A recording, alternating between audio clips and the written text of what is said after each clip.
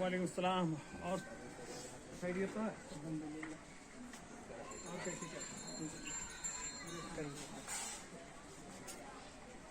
भैया जरा ये क्या बिछाने जा रहे होगा? चलते घंटा में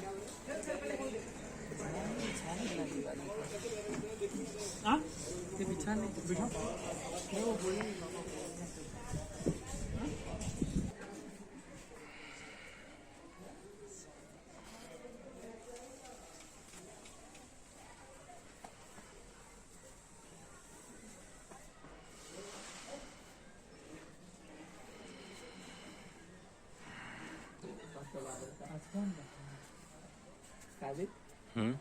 आसमान का प्रदूषण कम है।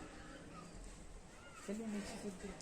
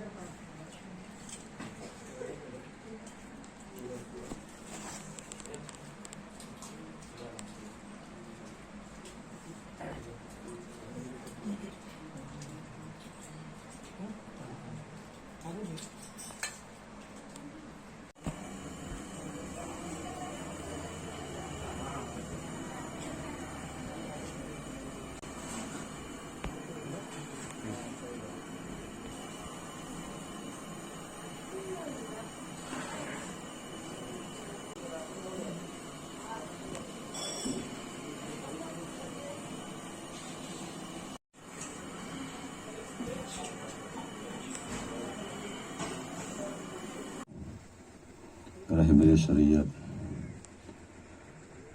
مرشد لسانی واقف اسرار ربانی منیر برج طریقت برہان المعرفت غواص معرفت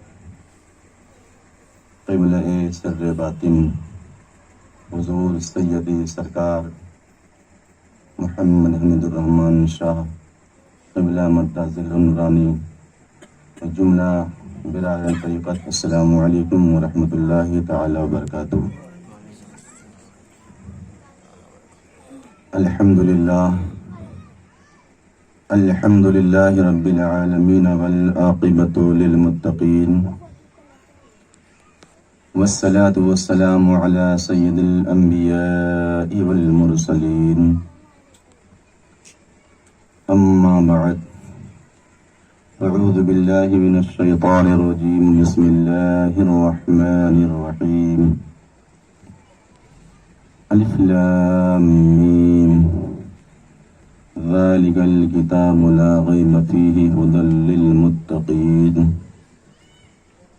صدق الله العلي العظيم وصدق رسوله النبي الأمين المكين المتين الكريم ونحن ولا ذلك لمن الشاهدين والشاكرين والحمد لله رب العالمين. محترم سامعین کرام،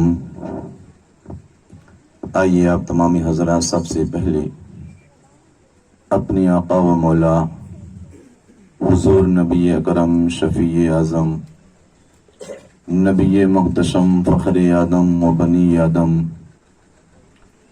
تاجدار عرب و عجم سیاح لامکاں صاحب قرآن و فرقاں نبی مختار شہنشاہ ابرار و اخیار حضور رحمت للعالمین طہ و یاسین جانے کائنات روح کائنات وجہ کائنات مقصود کائنات صلی اللہ تعالی علیہ وسلم کے دربار گوہر بار میں عقیدت و محبت کے ساتھ اپنی غلامی کا ثبوت دیتے ہوئے با آواز بلند روشی پڑھیں اللہم صلی علی سیدنا مولانا محمد وعلی آل سیدنا مولانا محمد بارک وسلم صلاۃ و سلام علیک یا رسول اللہ صلی اللہ تعالی علیہ وسلم.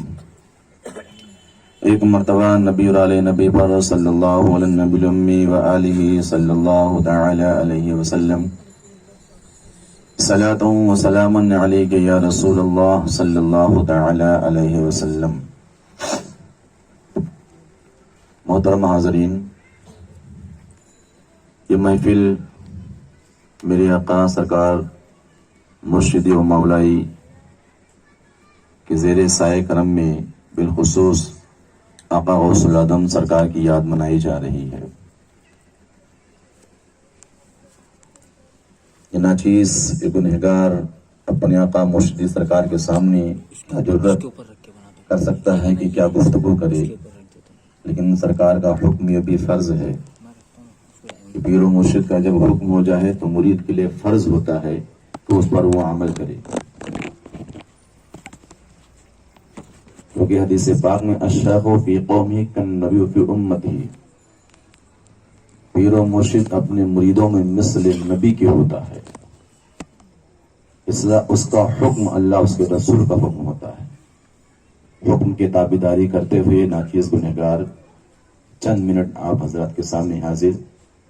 غلطی ہوگی میرے سرکار معاف فرمائیں گے. میرے پیارے، میں نے قرآن مقدس سورہ بقرہ کی پہلی آیت کریمہ کی تلاوت کا شرف حاصل کیا. خالق کائنات ارشاد فرماتا ہے الف لام میم، سائلنٹ کر دیا، جس میں کوئی شک نہیں، کیونکہ اب الف لام میم جب مسئلہ آیا تو شک تو ہو گیا کہ کیا ہے یہ. قرآن نے کہا شروع میں دیکھو دنیا کی جتنی کتابیں ہیں، جتنی بھی کتابیں لکھنے والا لکھتا ہے، سب سے پہلے کہنے والا کہتا ہے کتاب کے اندر جو بھی کمی بیشی ہو درگزر فرمائے، کیونکہ اللہ نے وفوق کل ذی علم علیم، ایک سے بڑھ کر ایک علم والا پیدا کیا. لیکن قرآن وہ ہے کہ شروع میں ہی رب نے فرمایا لا ریب فیہ، کوئی شک نہیں. اب کس پہ شک نہیں؟ جو لانے والا اس پہ بھی شک نہیں، جو تمہیں تعلیم دیتا اس پہ بھی شک نہیں. برادران طریقہ جس پر غور کریں، قرآن سامت، قرآن ناطق، گفتگو ہو، تعلیم و تربیت ہو، اللہ رسول کی باتیں بتائی جائیں، طریقت و روحانیت کی باتیں بتائی جائیں، ناسوت کی باتیں ہو، ملکوت کی ہو یا جبروت کی ہو یا لاہوت کی ہو یا ہاوت کی ہو یا سیاہوت کی ہو، باہوت کی، جو منزلوں کی باتیں جب ہوں تو تمہیں الشیخ فی قومی کالنبی شک نہیں ہونا. قرآن نے کہا پہلے شک سے پاک ہو، کیونکہ جو شکی ہوتا ہے اسے کبھی کوئی دولت نصیب نہیں ہوتی ہے. اس لیے حکم دیا کہ پہلے اپنے ذہن اپنے خیال سے شک نکالو، اور شک کی بنیاد پر ہی ساری بربادیاں ہوتی ہیں. قرآن آگے کیا کہہ رہا ہے؟ کہا اگر تمہیں آگے ترقی کرنا ہے، منازلیں طے کرنا ہے، ناسوس سے نکل کر ملکوت جانا ہے، ملکوت سے آگے لاہوت جانا ہے، ہاہوت جانا، باہوت جانا ہے، تو تمہیں پہلے شک کے دائرے سے نکلنا پڑے گا. سوئے زن سے نکل کر حسن زن پہ آنا پڑے گا. تمہیں محبت و پیار کرنا پڑے گا. شک کی دنیا سے مکمل جب تک نکلو گے نہیں تمہیں کوئی بھی فائدہ نہیں ملے گا. اب یہ تعلیم، یہ تربیت فائدہ کسے؟ یہ شک کی دنیا سے جب نکالا تو ہدی للمتقین کہا. یہ قرآن ہدایت ہے کن لوگوں کے لیے؟ جو متقی ہیں، جو پرہیزگار ہیں. اب یہاں قرآن کا اصول ذرا غور کریں. قرآن نے یہ نہیں کہا کہ ہدی للعالمین، عالمین کے لیے، یا ہدی للمفسرین یا محدثین. نہ، قرآن نے یہ نہیں کہا. ہدی للمتقین، قرآن متقیوں کے لیے ہدایت ہے. تو ہدایت کہاں سے ملتی ہے؟ متقیوں لوگ سے، جو متقی ہوتے ہیں، جو اتقا ہو لیتے ہیں، جو ہر دم کے حفاظت کرنے والے ہو. آج قرآن مقدس میں جو تمام طریقے سے تراجم ہو رہی، اس کی وجہ کیا ہے؟ کہ نفس کی صفائی نہیں ہے، تزکیہ نفس ہونا. قرآن نے کہا سورہ عالم، قد افلح من تزکا وذکر اسم ربہ فصلی. کامیاب وہ شخص ہوا جو سب سے پہلے اپنے نفس کو پاک کیا. اور اللہ پر محبوب پہلے انہیں آپ پاک کریں، پہلے انہیں آپ پاک کریں، اس کے بعد ذکر دیں. مفتی سرکار جب کبھی کوئی تعلیم مرید کرتی، پہلے ذکر کیا ہوتا ہے؟ صفائی قلب کی بات ہوتی ہے، تزکیہ نفس کی بات ہوتی ہے. جتنی زیادہ صفائی ہوتی جائے گی آپ کے قلب میں اتنا نور آتا جائے گا. اب یہ بدن ہدن یعنی ہدایت کی بات آئی ہے. ہدایت کسے ملتی ہے؟ ہدایت پانے کے لیے بندہ ہر روز نماز جو پڑھتا ہے تو کہتا مولا اہدنا الصراط المستقیم، اہدنا، ہدایت عطا کر. کون سی ہدایت؟ صراط، راستہ جو سیدھا ہو. یا اللہ کون سا سیدھا راستہ ہے؟ وہ راستہ کون سا ہے؟ جو قرآن مقدس نے یہ نہیں کہا اہدنا الصراط القرآن یا نماز یا روزہ، نہ، صراط المستقیم، اہدنا الصراط. آپ بار بار دعا کرتے ہیں رب کی بارگاہ میں نماز کی حالت میں، اللہ مجھے ہدایت دے سیدھے راستے کی جو استقامت والی ہو. کہا کون ہے؟ تو آگے صراط الذین انعمت علیہم. قرآن نے یہی فرما دیا کہ راستہ وہ جس پر میرا انعام ہو. جو انعام یافتہ بندے ہیں، جو میرے خاص بندے ہیں، جو میرے محبوب بندے ہیں، جو اللہ والے ہیں، جو فقراء ہیں، جو درویش ہیں. کیونکہ آگے اسی آیت کی تشریح اللہ نے 5ویں پارے میں دیا، انعم اللہ من النبیین والصدیقین والشہداء والصالحین وحسن اولئک رفیقا. انعام یافتہ بندے کون؟ وہ نبیوں کی جماعت ہے، وہ صدیقین کی جماعت ہے، وہ شہداء کی جماعت ہے، وہ صالحین اولیاء اللہ کی جماعت ہے. ان کی صحبت میں بیٹھنے کا حکم آیا. ان کے صحبت میں، جب ان کی صحبت میں آپ بیٹھو گے تو آپ کو ہدایت کا نور ملے گا. اور یہ بھی قرآن نے کہہ دیا کہ جب تم ان اللہ والوں کی سنگت میں بیٹھو، ان کی صحبت میں بیٹھو، ان کی عادت و اعتبار کو دیکھو، کیونکہ یہ انعام یافتہ بندے ہیں، اللہ نے انہیں انعام دیا ہے. کیونکہ انعام اسی وقت ہوتا ہے جب بندہ سیدھے راستے پر چلتا ہے. تو ان انعام یافتہ بندوں کے ساتھ بیٹھو گے تو تمہیں فائدہ ملے گا. لیکن اس کے ساتھ ساتھ قرآن نے ایک اور اسلوب دے دیا ہے کہ صراط الذین انعمت علیہم غیر المغضوب علیہم ولا الضالین. یعنی اب تم نیک لوگوں کی صحبت میں تو بیٹھ رہے ہو، مشائخین کی بارگاہ میں تو بیٹھ رہے ہو، بزرگوں کی بارگاہ میں تو بیٹھ رہے ہو، سرکار مرشد اعظم کی بارگاہ میں تو بیٹھ، لیکن اس کے ساتھ ساتھ تمہیں یہ بھی کرنا ہے جو غلط قسم کے لوگ ہیں، جو برے خیالات ہیں، بد والے ہیں، جو غلط راستے پر چلنے والے ہیں، جو گمراہ ہیں، جو بھٹکے ہوئے ہیں، ان سے تمہیں کنارہ کشی بھی کرنا ہے. اگر فائدہ لینا ہے اگر آپ کو فائدہ لینا تو ایسا نہیں ہے کہ ہم عمل بھی کریں نیکی بھی کریں گناہ بھی کریں تمہیں کچھ نہیں ملنے والا. یہاں بتا دیا گا تمہیں انہی لوگوں کی سنگت اختیار کرنی ہے, انہی کی صحبت میں بیٹھنا ہے. کون؟ جو نیک لوگ ہیں. اسی آیت کو کوٹ کر قرآن نے فرمایا وَاصْبِرْ نَفْسَكَ مَعَ الَّذِينَ يَدْعُونَ رَبَّهُمْ بِالْغَدَاةِ وَالْعَشِيِّ يُرِيدُونَ وَجْهَهُ. اپنے آپ کو ان لوگوں کی سنگت میں جمع کے رکھا کرو. کون لوگ؟ مولا کہا جو صبح و شام میرے ذکر میں رہا کرتے ہیں. صبح و شام میں کوئی بھی ایک دم, کوئی بھی ایک پل ذکر خدا سے غافل نہیں ہوتے. اب یہ بھی دیکھا جائے گا وہ ذکر کرتے ہیں تو کس کے لیے؟ کوئی مقام پانے کے لیے, منزل پانے کے لیے, واہوائی لوٹنے کے لیے, یہ دنیا کی دولت جمع کرنے کے لیے. ان کا ذکر و اذکار جو ہے کس کے لیے ہے؟ کہ دکھاوے کے لیے تو نہیں ہے, تسنن کے لیے تو نہیں ہے, لوگوں میں عیاں ہونے کے لیے تو نہیں ہے, لوگوں پہ رعب و دبدبہ جھاڑنے کے لیے تو نہیں ہے, ولایت بزرگی پانے کے لیے تو نہیں ہے, قطب غوث بننے کے لیے تو نہیں کر رہے ہیں. پوچھو ان سے.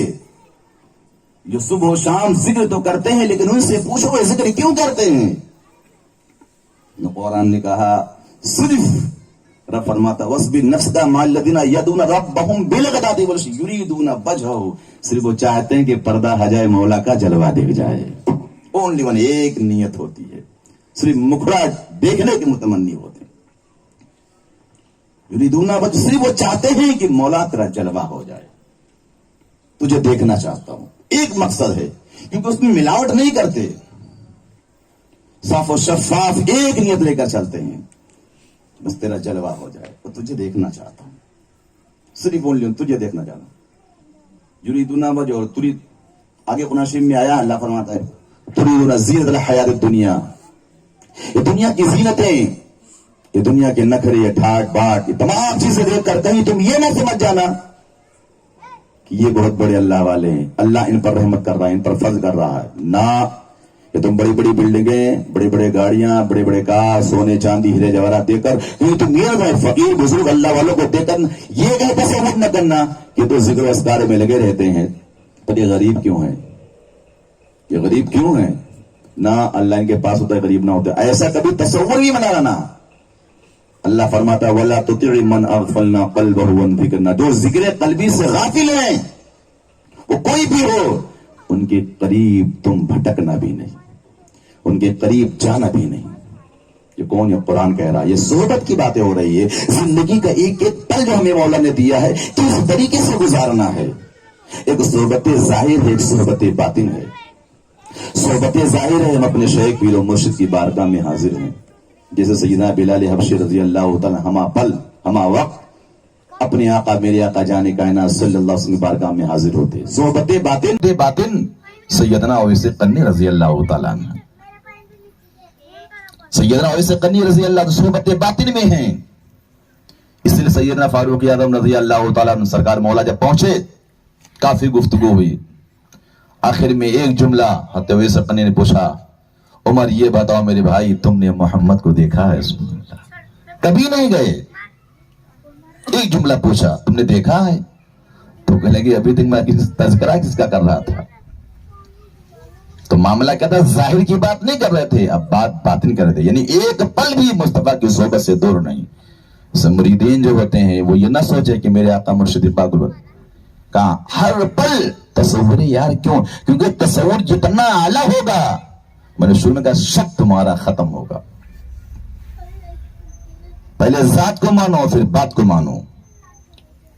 اور علم آج کی تاریخ میں کیا ہے, یوٹیوب ہے, فیس بک ہے, ٹی ویاں ہیں, دیکھ لو سوچتے بہت بڑا علم میرے پاس ہے. اسے علم نہیں کہتے ہیں, اسے علم نہیں کہتے ہیں جو کتابوں سے پڑھی جائے, کانوں سے سنا جائے, آنکھوں سے دیکھ کر اخذ کیا جائے. اسے علم نہیں کہتے, وہ علم نہیں ہوتا ہے, بلکہ وہ دماغ میں معلومات کو جمع کرنا ہوتا ہے. اور جو معلومات جمع کرتا ہے اسی کے اندر گھمنڈ اور غرور اور تکبر انات. اور علم جسے کہتے ہیں جاننا یعنی معرفت حاصل کرنا, وہ اتنا ہی خاموش ہوتا ہے نا, وہ اتنا ہی خاموش ہوتا ہے. میرے پیارے, یہ ملتا ہے در مرشد سے, در پیر سے. صحبت جتنی زیادہ ہو جتنی زیادہ صحبت. اب ایک چیز غور کریں, یہ علم کے ذرائع الگ ہوتے ہیں. ظاہر میں جو علم ہم حاصل کرتے ہیں نا, یہ علم جسے کہتے ہیں علم کیا ہے؟ علم کے ذرائع جو ہمیں مل جاتے ہیں وہ ہمارے طریقے, جسے ہم عقل کہتے ہیں, عقل سے انسان سارا کام کرتا ہے. یہ محتاج ہے, یہ غریب ہے, یہ مسکین ہے, کس کا بھکاری ہے, کس سے مانگتا ہے؟ آنکھوں سے, کان سے, ہاتھ سے, ناک سے, زبان سے. اگر یہاں آنکھ اس کا اندھا ہو جائے, وہ کروڑ کی پہچان ختم, عقل کچھ نہیں بتا سکتی. اگر سننے کی سماعت ختم ہو جائے تو آواز اچھی بری, تیز ہے, ترار کیسا, کچھ عقل کچھ بتا ہی نہیں سکتی. اس طریقے سے نانگ سونگنے کی جو انسان کی قوت شامہ ہے, اگر وہ ختم ہو جائے تو بدبو خوشبو بتا نہیں, عقل کچھ نہیں بتا سکتی. یہ ذرائع ظاہر ہیں اور انسان اسی پر فخر کرتا ہے. یہ ہے عقل, دماغ, جسے دماغ لگا کر انسان نہ جانے کیا سے کیا کر ڈالتا ہے. اور مقام مرشد کی بارگاہ وہ ہوتی ہے کہ یہ ختم ہوتی ہے, وہاں قلب سے شروع ہوتا ہے, اس کی ذرائع الگ ہوتی ہیں, اس کا الگ معاملہ ہے. وہ قلب یہ کہا تو قلب کا معاملہ یہ نہیں جو ہمارا دل ہے, اس دل کی بات نہیں ہوتی ہے, وہ اور ہے, وہ روحانی لطیفہ ہے, وہ روحانی جوہر ہے. جیسے اس عقل کے یہ اخذ کرنے کے لیے, لینے کے لیے راستے ایسے اس کے راستے ہوتے ہیں, اور وہ ایسے نہیں ملتے, وہ بارگاہ مرشد سے ملتے ہیں. پورے مرشد کی بارگاہ سے جتنا زیادہ عشق ہو, جتنی محبت ہو, یہ نسبت جتنی, کیونکہ قرآن میں روز انسان جو نمازی پڑھتا ہے اہدنا الصراط المستقیم 48 بار کہتا ہے, کیونکہ 4 رکعت فرض ہے تو 2 میں تو بھری 2 میں خیر, لیکن الحمد پڑھنا ہے. وہ بار بار صحبت مانگتا ہے, بار بار صحبت, کہ مولا صحبت نیک صالح کی صحبت. لیکن صحبت انسان ہمیشہ غلط, اب غلط صحبت جب آئے گا تو گندی چیزیں آئیں گی, غلط چیزیں, غلط خیالات, غلط سوچ, غلط فکر آئیں گے. تو میرے پیارے, ہم ظاہر میں ہوں یا باطن میں, ہر پل تصور بھی جتنا زیادہ تصور اعلیٰ ہوتا جائے گا. اور یاد رکھیے مقام مرشد ہوتا کہ مرید, میرے پاس تو کرم سرکار کا ہے, بڑی کتابیں ہیں, حضرت کی عطا کردہ بھی ہیں, موجود ہیں. اگر مرید آسمان میں پرواز کر رہا ہو, مرید پیر بھائی میں اگر کوئی چاہے گا تو میں دکھا بھی دوں گا, مرشد اعظم سرکار نے تو عطا ہی کیا ہے. پیر و مرشد کا مقام وہ ہوتا ہے کہ مرید اگر ہوا میں اڑ رہا ہے, اگر اس میں شک کی بات شروع میں اسی لیے کی کہ شک ذرا سا اس کے دماغ میں آیا, 1 سیکنڈ میں 7 اور نیچے گرا دیا جاتا ہے, پھر اسے اٹھنے میں بڑا زمانہ چلا جاتا ہے.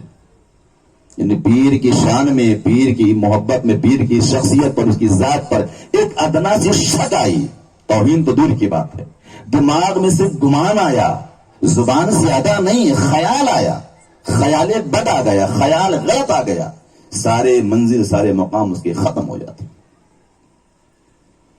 آقا غوث العظم سرکار کی یاد منائی جا رہی. سرکار محب اللہ نے حکایت میں ریکارڈ کیا کردوسی پر. سرکار محب اللہ اپنی کتاب میں نقل فرماتے ہیں, کردوسی پر سرکار محب اللہ اپنی کتاب میں نقل فرماتے ہیں کہ آقا غوث العظم کا دربار ہے, 3 وہ ابدالوں میں سے تھے, بڑے بلند, جن کے صدقے میں اللہ تعالیٰ بارش فرماتا ہے, رزق بہت مقام بلند ہوتا ہے, اڑتے ہوئے جا رہے تھے. تو آقا غوث العظم کی جب خانقاہ آئی تو آنے کے بعد 2 ابدالوں نے کہا, آقا غوث العظم سرکار عبدالقادر جیلانی رضی اللہ عنہ, اب دربار آ گیا, یہاں سے ہٹ جاؤ, اوپر سے نہیں. پر ایک اس میں کہنے لگا, بڑا بلند مقام, 7 میں سے ایک تھا, وہ کہنے لگا کہ وہ بھی ولی ہیں, ہم بھی ولی ہیں. کیا سوچا؟ دیکھو میں سوچ پہ میں نے گفتگو کی نا, خیال پہ خیال لایا, آخر وہ بھی اپنے زمانے کے ولی, تو میں کم تھوڑی ہوں, میں بھی ولی ہوں. اب اتنا بلند مقام, اتنا کہنا تھا, ساری پاور ختم, فوراً زمین پہ آ کے آقا غوث قدم میں پڑ گیا, پڑا ہوا ہے. غوث العظم سرکار کی بارگاہ میں پڑا ہوا ہے, سارے مقام, سارے منصب چھین لیے گئے. اب کچھ مریدوں نے آگے کہا, سرکار کہ کوئی شخص تڑپ رہا ہے, رو رہا ہے, حضور کرم اس پہ کچھ نگاہیں کرم. تو سرکار غوث العظم نے فرمایا, وہ کوئی عام نہیں ہے, وہ جو 7 ابدال ہوتے ہیں جن سے اللہ نظام دنیا چلواتا, ان میں سے وہ ایک ہے.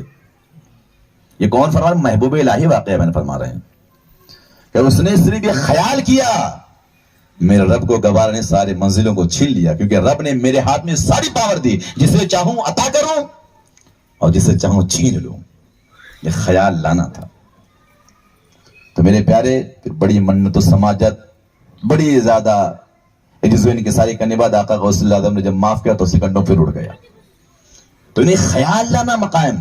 سردار غوث اللہ اعظم کی بات آگے غور کریں. یہ بزرگوں کی بارگاہ کی نسبت خالی نہیں ہوتی. آقا غوث اللہ اعظم کی بارگاہ میں ایک شخص تھا.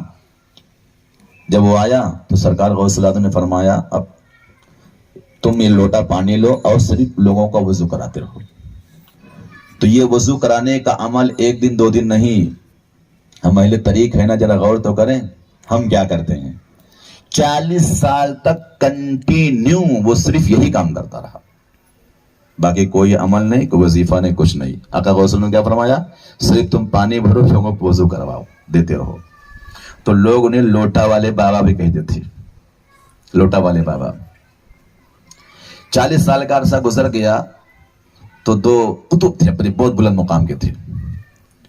تو وہ ان کا غوث اللہ اعظم کی بارگاہ میں سب کا آنا جانا لگا رہتا تھا. تو وہ لوگ بھی آئے. آنے کے بعد انہوں دیکھا تو ان کو اچھا لگا. تو سوچے 40 سال کا عرصہ گزر گیا, کیا ملنا, چلو میں نکل جاتا ہوں. ان کو دیکھا یہ فلاں فلاں, کہا میں بھی آپ کے ساتھ چلنا چاہتا ہوں.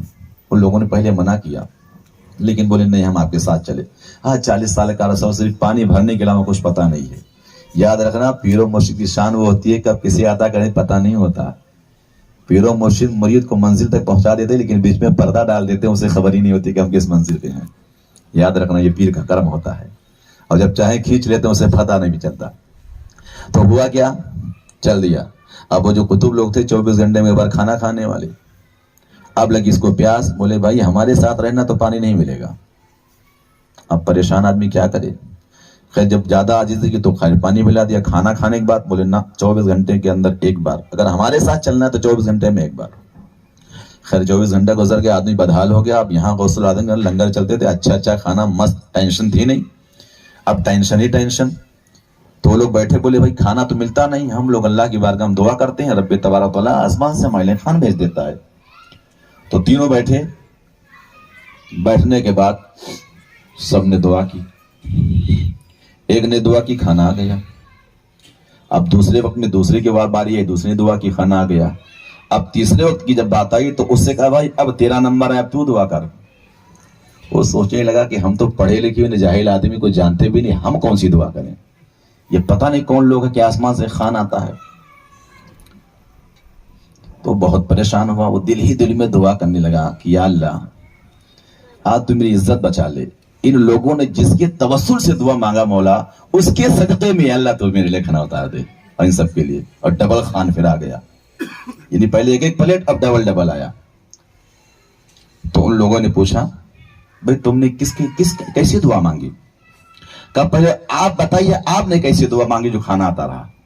کہا تمہیں پتا ہے آقا غوث اللہ اعظم سرکار کی بارگاہ میں ایک شخص 40 سال سے لوٹے سے, آقا کا حکم تھا غوث اللہ اعظم پانی رکھ کے سب کو وضو کراتے رہو, پانی دیتے رہو.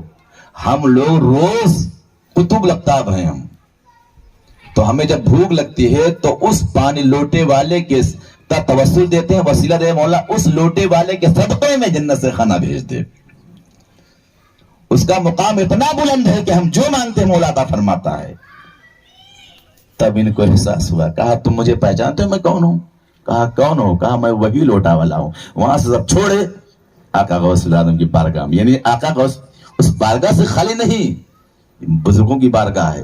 میرے پیارے جملہ آپ کو دوں, یہاں پیر بھائی بیٹھے معلوم بھی ہوگا, کہنا نہیں چاہیے. آقا غوث اللہ اعظم کا واقعہ آپ نے بہت مشہور و معروف سنا ہے کہ ایک شخص جس کے قریب 6 بیٹیاں ہو گئی تھیں. کتنی؟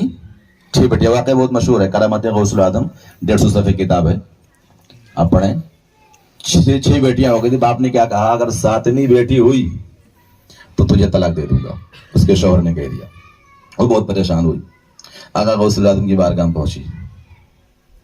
تو واقعہ جو ہے کہ جیسے پہلے نانا کا حکم آیا کہ آپ کی بارگاہ میں پہنچی اور کہیں لگے کہ حضور یہ معاملہ ہو, آپ نے لوہے محفوظ بھیجا. کہا بھائی نہیں وہ 7ویں بھی لڑکی تیری قسمت میں, وہ بھی لڑکی ہے. وہ رونے لگی, بلکنے لگی کہ حضور کرم میرا شوہر مجھے طلاق دے دے گا, میں کچھ نہیں کر سکتا. آگے آئے آقا غوث اللہ اعظم سے ملاقات پر, بچپنا ہے. مائی کیا بات ہے, نانا کی بارگاہ میں جو جاتا रोता हुआ जाता, हंसता हुआ, तू हंसती गई रोती हुई आई। कहा बेटे तुम शहजादे छोटे हो, तुम्हें क्या बताऊं? कहना बताओ तो माई। कहा मामला ये, मेरे शोहर ने ऐसा जुमला कहा। कहा परेशान ना हो, चलो नाना की बारगाह में। कहा नाना ये औरत परेशान है, क्यों नहीं कर देते? कहा बेटा तकदीर इलाही, तकदीर की किस्में होती हैं।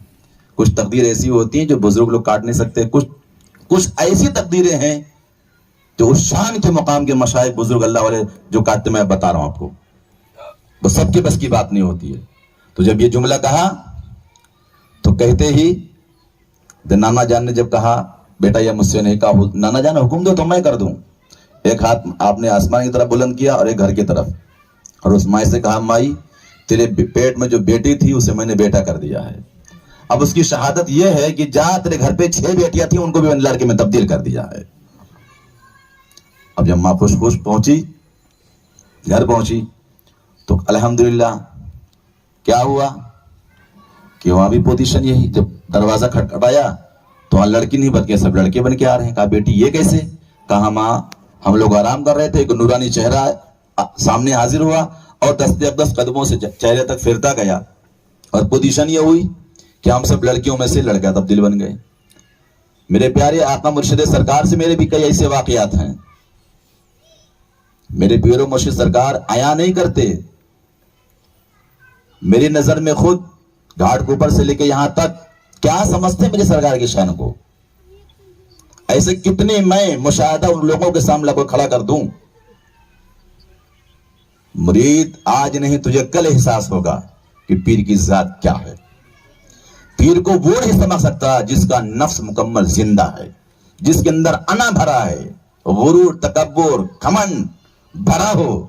यानी ये कब होता है? जब नफ्स हमारा जवान होता, वो नहीं समझता। पीर और मुर्शिद को वही मुझे समझ सकता जो नासूत की दुनिया से निकलकर जब मलकूती दुनिया में पहुंचता है तब उसे एहसास होना शुरू होता है। क्यों? जब मलकूती दुनिया में जब मंजिलें आती हैं, तय होती हैं, वो बुक्के नूर आता है, वो नूर की शुआएं आती हैं, वो वादियां आती हैं, और जब वहां मुरीद भटकने लगता है तब पीर वहां दस्तगिरी करता है। हाथ पकड़कर मुरीद को जब आगे, तब समझता मुरीद कि वाह मेरी पीर की क्या शान है। तब उसका इश्क बढ़ने लगता है, तब वो समझता कि हाँ मैं जीरो हूं, मेरा पीर ही हीरो है। इस तरीके से जब इश्क बढ़ता है और मुरीद आहिस्ता आहिस्ता अपने वजूद को फना करते करते अपनी जात को सरापन अपने मुर्शिद की जात को पा लेता है। वो फना फी शेख। फिर मंजिल क्या होती है? मेरे प्यारे अजान का टाइम हो गया, मैं अपने आका सरकार के सामने क्या बयान करूं, मेरी मजाल क्या है। तो मेरे प्यारे हर शख्स अहले तरीक अपने पीर मुर्शिद मोहब्बत करे। मोहब्बत ही असल ईमान है। अल्लाह की बात में दुआ मेरा मौला तबारक तआला मेरे पीर और मुर्शिद के सदके में बयानात को कबूल फरमा, जो गलती हो माफ फरमाए। अस्सलाम वालेकुम। अल्हम्दुलिल्लाह वला इलाहा इल्लल्लाह वला कुव्वता इल्ला बिल्लाहिल अलिय्यिल अज़ीम। बिस्मिल्लाहिर रहमानिर रहीम। अल्हम्दुलिल्लाहि रब्बिल आलमीन अर्रहमानिर रहीम मालिकि यौमिद्दीन। इय्याका नअबुदु व इय्याका नस्तईन।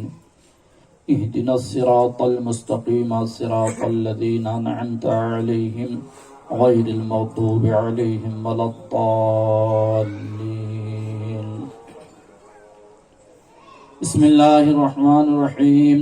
अलम नशरह लका सदरक व वदअना अन्का विज़रक अल्लज़ी अनक़दा ज़हरक व रफ़अना लका ज़िक्रक फ़इन्न मअल उसरि युस्रा इन्न मअल उसरि युस्रा फ़इज़ा फ़रग़त फ़ंसब व इला रब्बिका फ़रग़ब।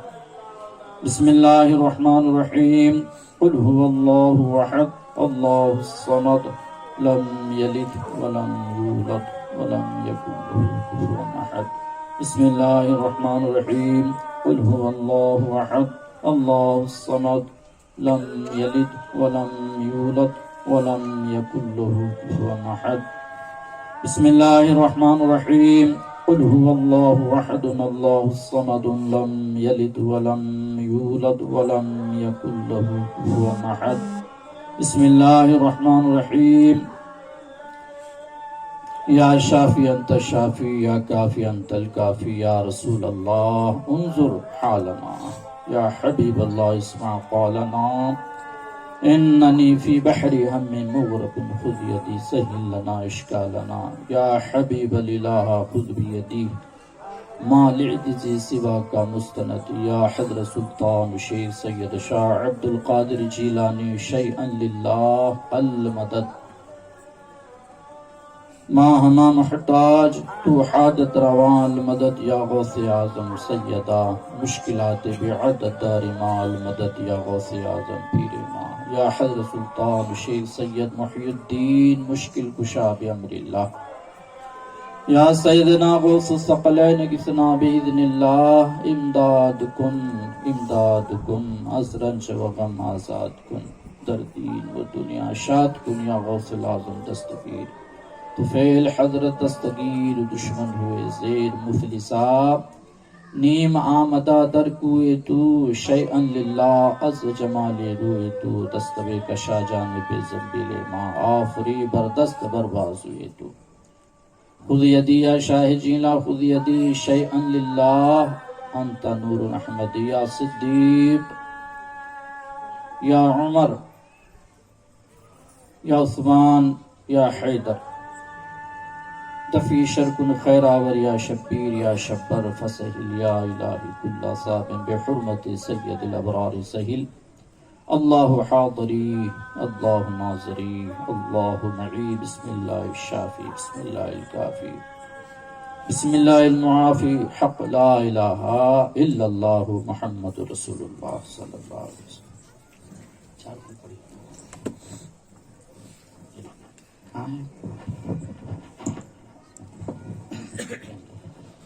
أعوذ بالله من الشيطان الرجيم بسم الله الرحمن الرحيم قل يا أيها الكافرون لا أعبد ما تعبدون ولا أنتم عابدون ما أعبد ولا أنا عابد ما عبدتم ولا أنتم عابدون ما أعبد لكم دينكم ولي دين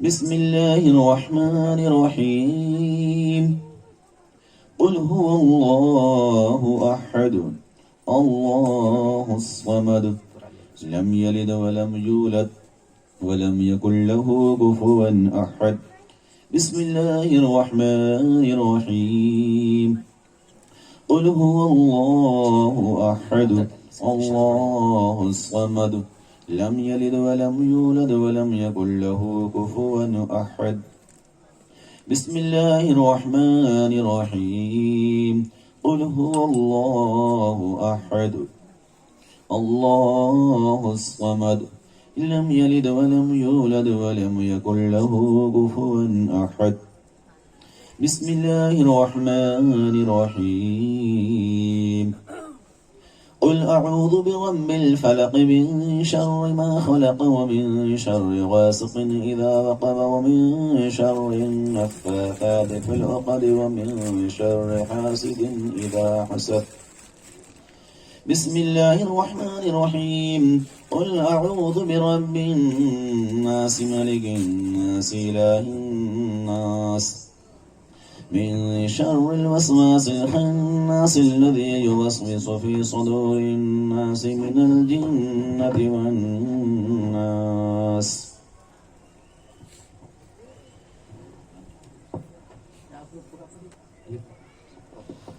بسم الله الرحمن الرحيم الحمد لله رب العالمين الرحمن الرحيم مالك يوم الدين إياك نعبد وإياك نستعين اهدنا الصراط المستقيم صراط الذين أنعمت عليهم غير المغضوب عليهم ولا الضالين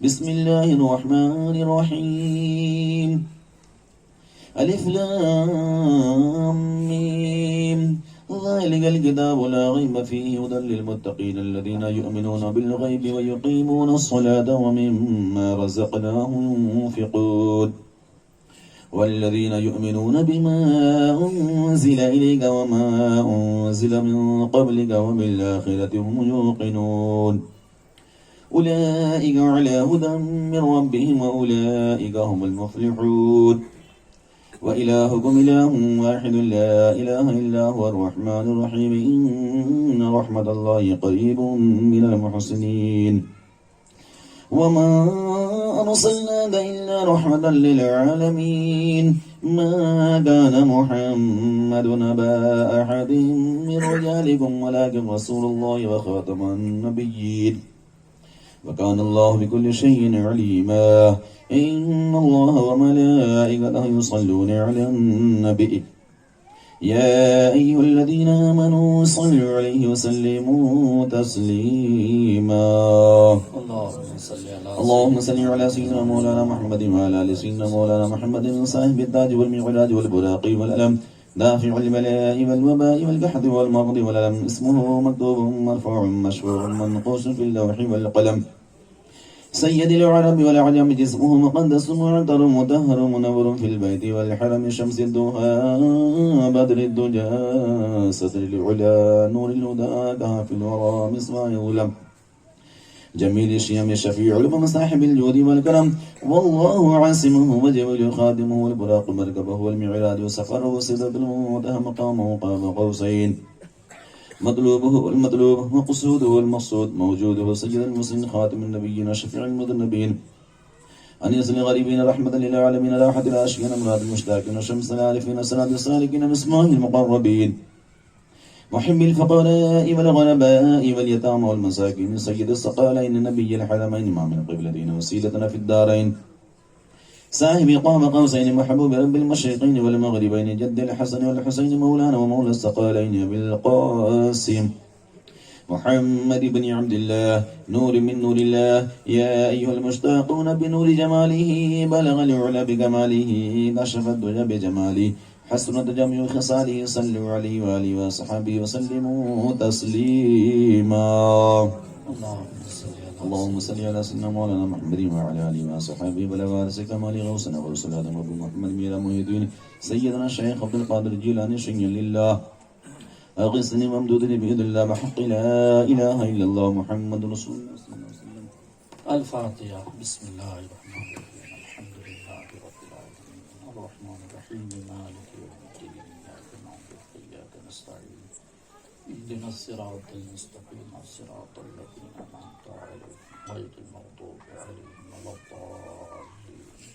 بسم الله الرحمن الرحيم قل هو الله أحد الله الصمد لم يلد ولم يكن كفوا أحد. بسم الله الرحمن الرحيم قل هو الله أحد الله الصمد لم يلد ولم يولد ولم يكن كفوا أحد. بسم الله الرحمن الرحيم قل هو الله أحد الله الصمد لم يلد ولم يولد ولم يكن. قال الله تعالى في شان حبيبه الكريم إن الله وملائكته يصلون على النبي يا أيها الذين آمنوا صلوا عليه وسلموا تسليما. اللهم صل على سيدنا نبينا مولانا محمد وسلم الصلاة والسلام عليك يا رسول الله یا اللہ یا رحمان یا رحیم. صدا سے پہلے سنی تو کیا ہے، تو جانتا ہے ہر ایک دل کیا آرزو کیا ہے. فاتحہ خوانی کا ثواب، ذکر اسرار کلام کا ثواب، نعتیہ پاک کا ثواب، قرآن مجید کا ثواب، کل کا ثواب، درود تاج کا ثواب حاضران مجلس کی جانب سے سلسلہ قادری عالیہ کی وسیلے سے ہم سب مل کر تیری بارگاہ میں پیش کرتے بار الہ قبول فرما. تیری بارگاہ میں قبول ہوتے رہے ہم سب کے آقا و مولا رسول کریم صلی اللہ علیہ وآلہ وسلم کی بارگاہ میں پیش کرتے بار الہ قبول فرما. سرکار دو عالم صلی اللہ علیہ وآلہ وسلم کی صفحے طفیل میں وسیلے سے پاک بجتن کی بارگاہ میں پیش کرتے ہیں بار الہ قبول فرما. پاک بجتن کی وسیلے سے صحابہ کرام تابعین تبع تابعین 4 پیر 14 خانوادے ہوتی محب سبحان غوث سلطان میرا محی الدین سیدنا شیخ عبد القادر جیلانی رضی اللہ عنہ کی بارگاہ میں پیش کرتے بار الہ قبول فرما. یا غوث اعظم اغثنی فی کل احوالی وانصرنی فی کل اعمالی وتقبلنی فی طریقک بحرمت جدک محمد صلی اللہ تعالی علیہ وآلہ وسلم. وبشفاعته وروحه وسر سرکار غوث العالم کے وسیلے سے عطائے رسول عند الولی حضرت خواجہ غریب نواز رحمت اللہ تعالی علیہ کی بارگاہ میں پیش کرتے بارے سلسلہ باز سلسلہ حضرت خواجہ بندہ نواز گیسو دراز بلند پرواز رحمت اللہ تعالی علیہ کی بارگاہ میں پیش کرتے بار الہ قبول فرما سرزمین گلبرگہ شریف میں جتنے بزرگان دین تمام بزرگان دین کی بارگاہ میں پیش کرتے بار الہ قبول فرما فاتحہ خانی ثواب ذکر اذکار کا ثواب خصوصاً حضرت سرکار خلیفۃ الرحمن عبد الرحمن رحمۃ اللہ علیہ کی بارگاہ میں پیش کرتے بار الہ قبول فرما سرکار خلیفۃ الرحمن کے وسیلے سے شیخ المشائخ شیخ کریم اللہ شاہ قادری خواجہ سید محمد بادشاہ قادری شیخ السالکین بحر الفیض شیخ پیر احمد شاہ قادری عتیق رحمۃ اللہ علیہ کی بارگاہ میں پیش کرتے ہیں بار الہ قبول فرما جملہ تمام اولیاء اللہ کی بارگاہ میں پیش کرتے بار الہ قبول فرما الہ العالمین سالم بندوں کے وسیلے سے پاک بازوں کے وسیلے سے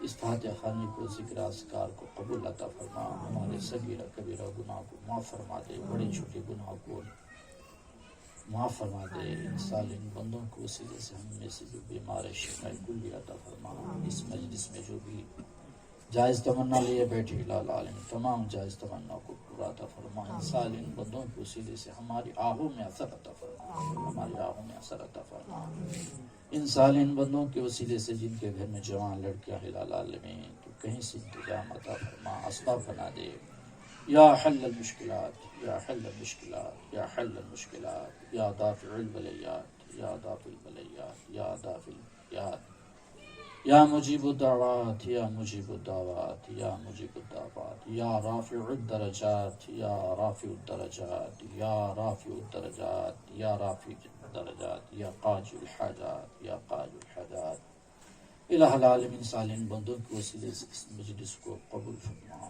قبول فرما قبول فرما آخری سانسوں میں ہم سب کو کلمہ نصیب عطا فرما کلمہ نصیب عطا فرما ہم میں سے جو بیمار ہے شفاء کلی عطا فرما الہ العالمین اس مجلس کو قبول فرما بسم اللہ الرحمن الرحیم الا ان اولیاء اللہ لا خوف علیہم ولا هم يحزنون الذين آمنوا وكانوا يتقون سبحان ربك رب العزة عما يصفون والسلام على المرسلين والحمد لله رب العالمين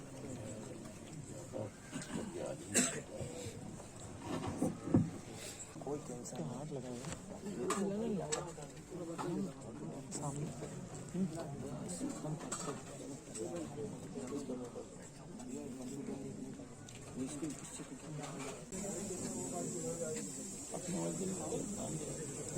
منصور نہیں بنا رہا پکڑ پکڑ پکڑ پکڑ